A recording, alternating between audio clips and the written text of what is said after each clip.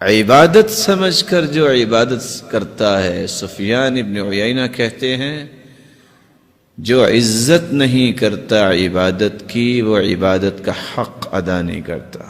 وَمِن تَوْقِيرِ الصَّلَاةِ أَن تَأْتِيَهَا قَبْلَ الْإِقَامَةِ، اور نماز کی عزت و توقیر کیا ہے؟ تم اقامت سے پہلے آؤ، تم صف میں کھڑے نظر آؤ۔ صحابی کہتے ہیں اپنے بیٹے سے، ادرکت الصلاة معنا، تم نے نماز پڑھی ہمارے ساتھ؟ قال نعم، نماز پڑھی۔ قال ادرکت التکبیرۃ الاولی، تکبیر اولا تم نے پا لی؟ قال لا، تکبیر اولا نہیں پا سکا۔ تو صحابی نے کیا کہا؟ لما فاتك منها خير من 100 ناقة كلها سود العيون، بیٹا اگر تم تکبیر اولا پا لیتے 100 اونٹنیاں جو سیاہ آنکھوں والی ہیں اس سے قیمتی یہ تکبیر اولا تھی۔ دوسرے لفظوں میں آپ کہہ سکتے ہیں یہ سرخ اونٹ، یہ اونٹنیاں اس وقت اتنی قیمتی تھی، آج دنیا میں یہ سب سے مہنگی گاڑی ہے۔ اگر کسی کو 100 گاڑیاں مل جائیں رات کو سے نیند آئے گی؟ صحابہ کرام کا موقف کیا تھا؟ تکبیر اولا تمہیں مل جاتی تو 100 اونٹنیوں سے بھی زیادہ بہتر تھی۔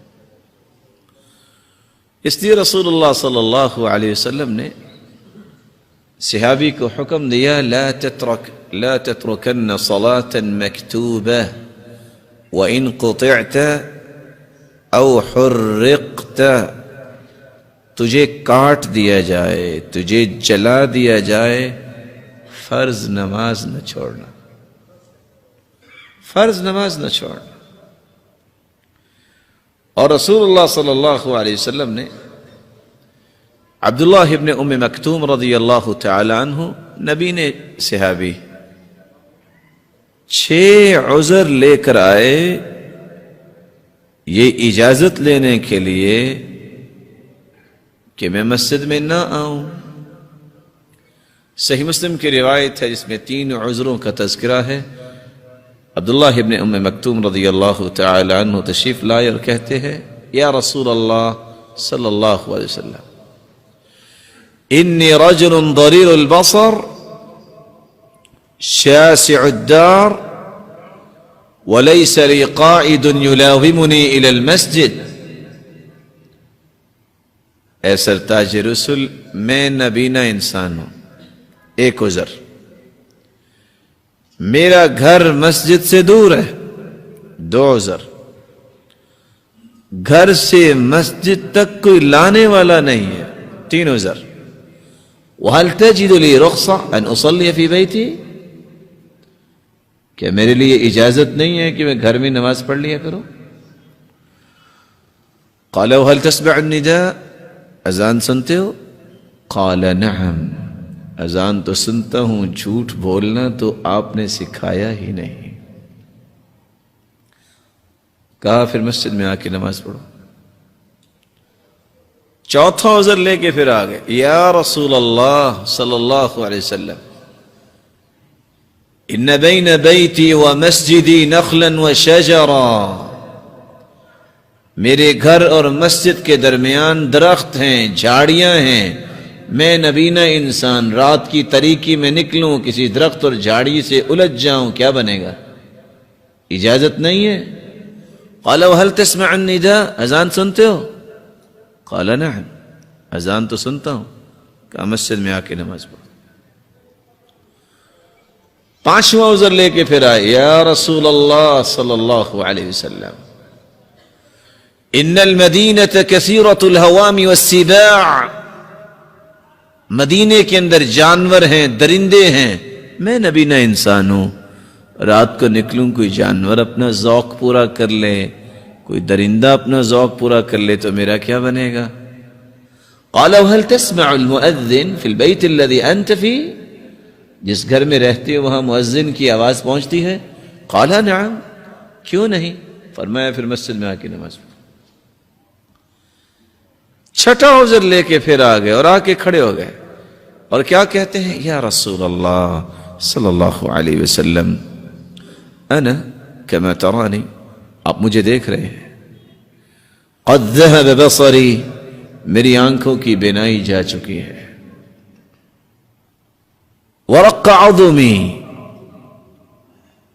ودبر سنی، میں بوڑھا بھی ہو چکا ہوں، اب تو میری ہڈیاں بھی باریک ہو گئی ہیں، اب بھی نہیں کہ میں گھر میں نماز پڑھ لیا کروں۔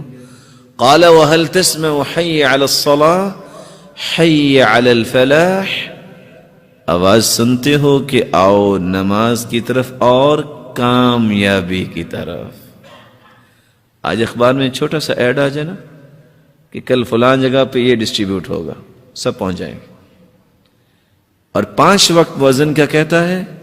حی علی الفلاح، آجو کامیابی کی طرف، کوئی سنتا ہی نہیں۔ کہاں آواز تو آتی ہے، قال فحی اللہ، تو پھر مسجد میں آ کے نماز پڑھو۔ 6 عذر نبینے ہیں، گھر مسجد سے دور، لانے والا کوئی نہیں، راستے میں گھر اور مسجد کے درمیان جھاڑیوں اور درخت، درندے اور جانور، اور چھٹی بات بوڑھے ہو گئے۔ دیانتداری سے سوچئے، جس کو اللہ نے آنکھوں کی نعمت بھی دی، جگہ جگہ پہ مسجدیں اور 10 نعمتیں، کل قیامت کو 7واں عذر کون سا اللہ کے سامنے پیش کر کے اپنی جان چھڑائے گا، اور پھر بھی وہ نماز پڑھنے نہیں آتا۔ جو لوگ نماز پڑھنے مسجد میں آتے ہیں، ہم ان سے گزارش کرتے ہیں نماز وہ پڑھو جو قبول ہو جائے، اور نماز قبول وہ ہوگی جو سنت کے مطابق ہوگی، جو رسول اللہ صلی اللہ علیہ وسلم نے پڑھی۔ صلو کما رأیتمونی اصلی، صحیح بخاری کی روایت ہے، نماز اس طرح پڑھو جس طرح مجھے پڑھتے دیکھا ہے۔ اور صحیح بخاری کی روایت ہے، کان اذا قام الى الصلاة کبر، جب نماز کے لیے اللہ اکبر اللہ کے رسول صلی اللہ علیہ وسلم کھڑا ہونا چاہتے تو کہتے اللہ اکبر، ورفع یدیہ حذو منکبیہ، اور اپنے دونوں مبارک ہاتھوں کو اپنے کندھوں کے برابر لے آتے۔ وَإِذَا كَبَّرَ لِلرُّكُوعِ، جب رکوع کے لیے اللہ اکبر کہتے، رفع یدیہ حذو منکبیہ، اپنے دونوں ہاتھوں کو کندھوں کے برابر لے جاتے۔ وَإِذَا رَفَعَ رَأْسَهُ مِنَ الرُّكُوعِ، جب رکوع سے اپنا سر مبارک اٹھانا چاہتے، رفع یدیہ حذو منکبیہ، دونوں ہاتھوں کو کندھوں کے برابر لے جاتے۔ وَإِذَا قَامَ مِنَ الرَّكْعَتَيْنِ، جب 2 رکعتوں کے بعد تیسری رکعت کے لیے اپنا سر مبارک اٹھاتے تو کیا کرتے؟ رفع یدیہ حذو منکبیہ، اپنے دونوں ہاتھوں کو کندھوں کے برابر لے جاتے۔ اور پہلی مرتبہ جب وہ اللہ اکبر کہتے، ثم یشد بہما علی صدری، اپنے دونوں ہاتھوں کو صدری، کس پہ باندھتے؟ صدر کس کو کہتے ہیں؟ آپ عربی پڑھے ہوئے ہیں سب لوگ، اتنا کامن لفظ ہے، صدر کس کو کہتے ہیں؟ سینے کو۔ اور سینہ کہاں ہے؟ ہاتھ کے اشارے سے نہیں، اس کو بیان بھی تو کیا جا سکتا ہے نا۔ سینہ کس کو کہتے ہیں؟ آج کل تو کہ خاصے ملٹی پرپز آگے ہیں، ہو سکتا ہے کہ کوئی کسی کا سینہ نیچے بھی چلا گیا ہو سکتا ہے نا۔ ایک شخص زندگی نماز پڑھتا ہے، اس نے رسول اللہ صلی اللہ علیہ وسلم کے طریقے کے مطابق نماز نہیں پڑھی، اور سلسلہ صحیحہ کی روایت غور سے سنیے گا، ان الرجل لیصلی 60 سنہ، ایک انسان 60 سال نماز پڑھتا ہے۔ اس کا مطلب یہ نکلا اٹ مینز کہ اس کی عمر 70 سال ہے، کیونکہ 10 سال کی عمر میں اس نے نماز پہ مار کھانی ہے نا اگر نہیں پڑھتا تو۔ قیامت کا دن ہوگا وَلَا يُقْبَلُ مِنْهُ صَلَاةٌ، 60 سال نماز پڑھی لیکن قیامت کے دن ایک بھی نماز اس کی قبول نہیں ہوگی۔ بڑی خوفناک بات ہے. کیا ہو گیا؟ کیا اس نے وضو نہیں کیا؟ لا صلاة لمن لم يقرأ بفاتحة الكتاب، سورة الفاتحہ جو نہیں پڑھتا اس کی بھی نماز نہیں ہوتی. کیا اس نے سورة الفاتحہ نہیں پڑھی؟ کیا وہ نماز میں کھڑا ہو گیا اللہ کے علاوہ کسی اور کا نام لیا؟ نہیں. وہاں لفظ کیا ہے؟ لعلہ یتم الرکوع ولا یتم السجود ویتم السجود ولا یتم الرکوع، شاید کہ اس نے رکوع صحیح کیا سجدہ صحیح نہیں کیا، سجدہ صحیح کیا تو رکوع صحیح نہیں کیا. کیا بنے گا اس انسان کا؟ رسول اللہ صلی اللہ علیہ وسلم کے طریقے کے مطابق نہیں. اگر 210 روایتیں ایک چیز پہ آ جائیں کہ اللہ کے رسول صلی اللہ علیہ وسلم نے اپنے دونوں ہاتھوں کو کندھوں کے برابر اٹھایا، پھر رسول اللہ صلی اللہ علیہ وسلم نے ہاتھ کہاں باندھے، ایک ایمان قبول کرنے والا شخص جب یہ طریقہ اختیار نہیں کرتا تو پھر نماز کس کے لیے پڑھ رہا ہے؟ وہ آخر کس کے لیے؟